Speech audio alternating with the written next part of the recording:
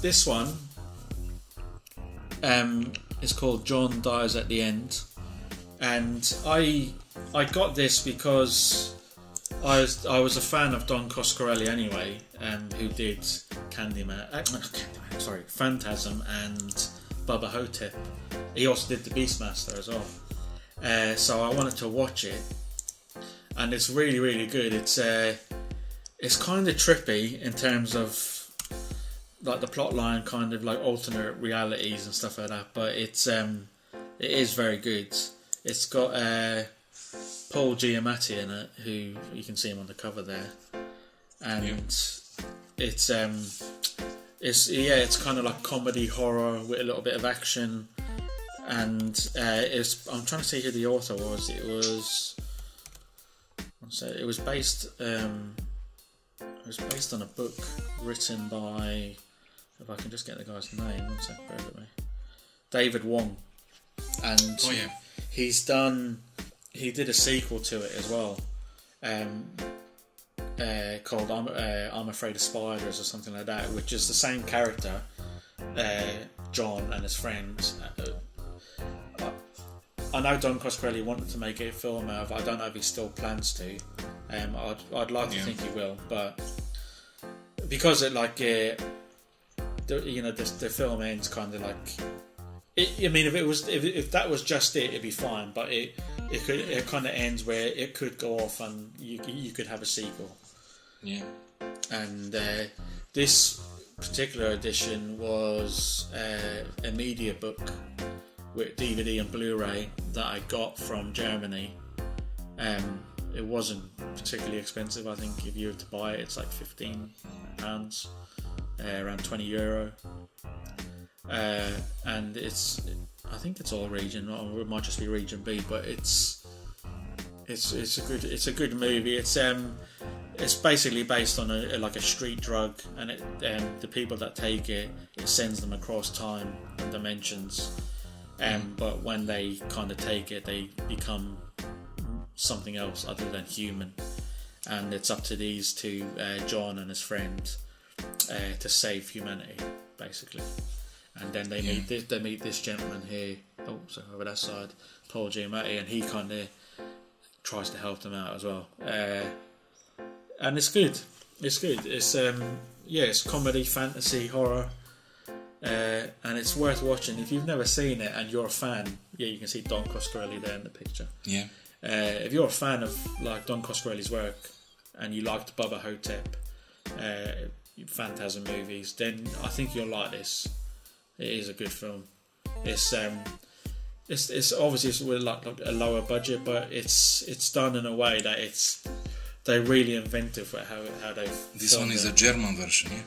Yeah, it's got English audio. The menus might be German, but when it plays, it's English audio. And I liked the artwork on the cover. It was kind of like the old hand-painted posters from the 80s. You'd always see like Indiana Jones and stuff like that. It's beautiful. It's 1 hour and 39 minutes. I can see 2012 movie. Yeah. Comedy, fantasy, horror.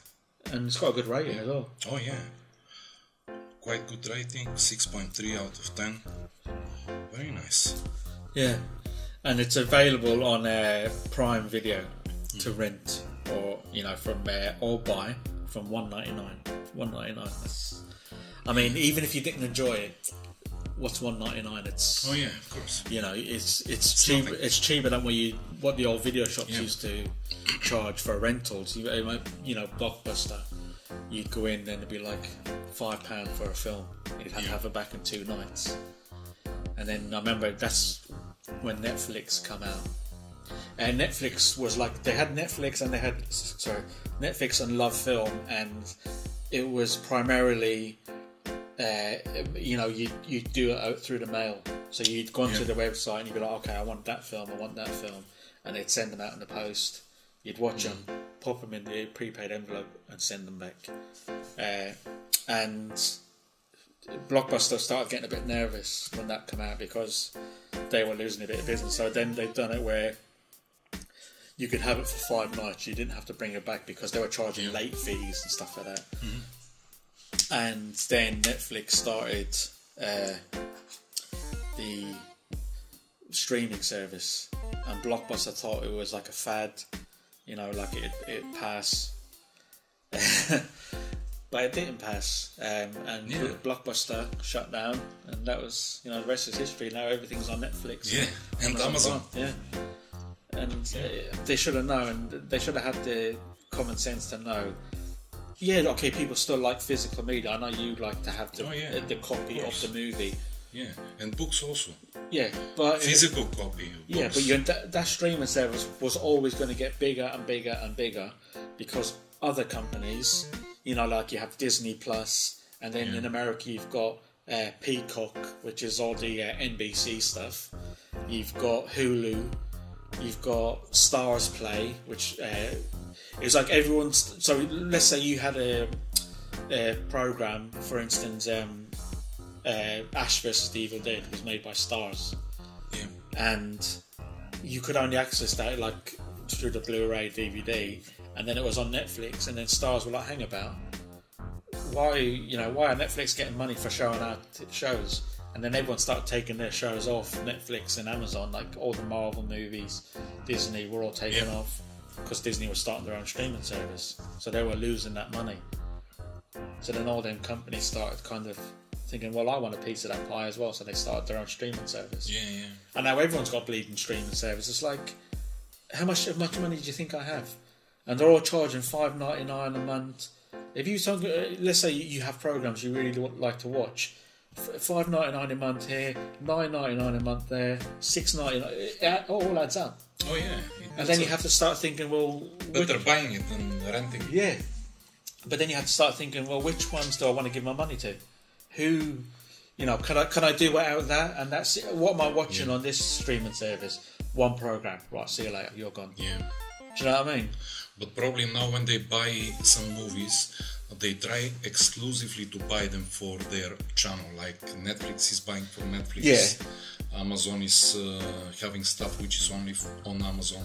Yeah, I think you'll see it as well. Some of them have. So Netflix and Amazon, they will have a movie, and so I know on Amazon Prime it has a thing across it saying leaving Amazon Prime soon, like in a month or whatever. Yeah. So they'll get a movie, but they'll get a license to show it for like 6 months, and then after 6 months it's gone. Yeah. They'll start renting it. Yeah. No. Like on Netflix, like it'll be gone from Netflix, so you can watch it up until that point. But then it might go from Netflix onto Amazon. Mm-hmm. Because on Amazon there were some cases when after this period, the grace period, the movie starts being rented for some amount of money. Because it comes out of Prime, I mean. Yeah, and then you have to start paying for it. But I wanted to say, I don't know if you noticed.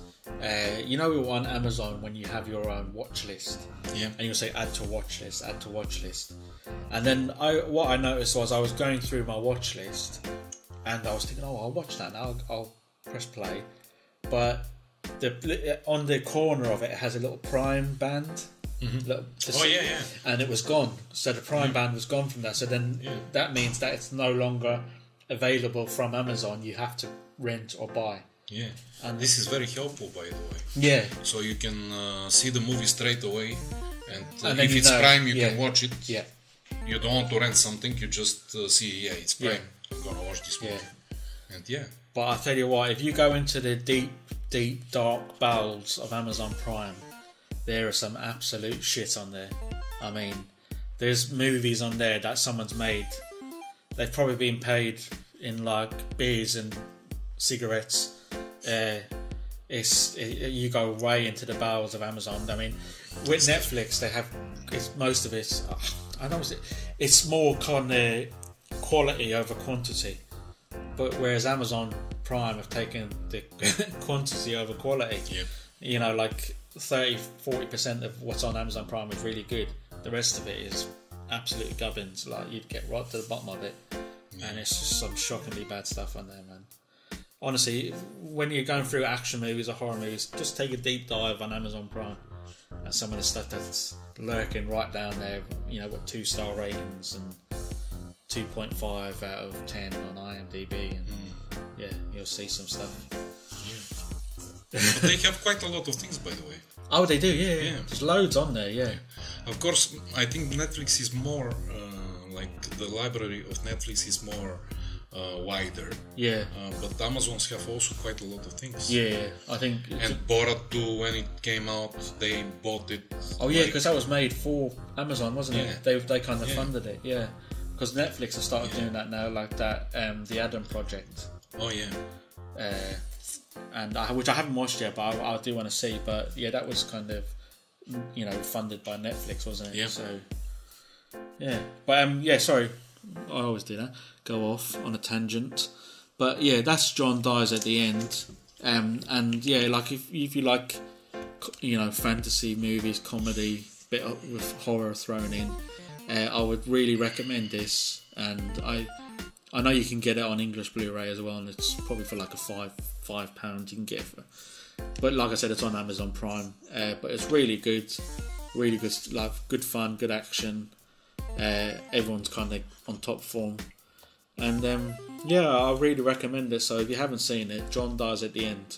I do recommend giving it a look. Yeah.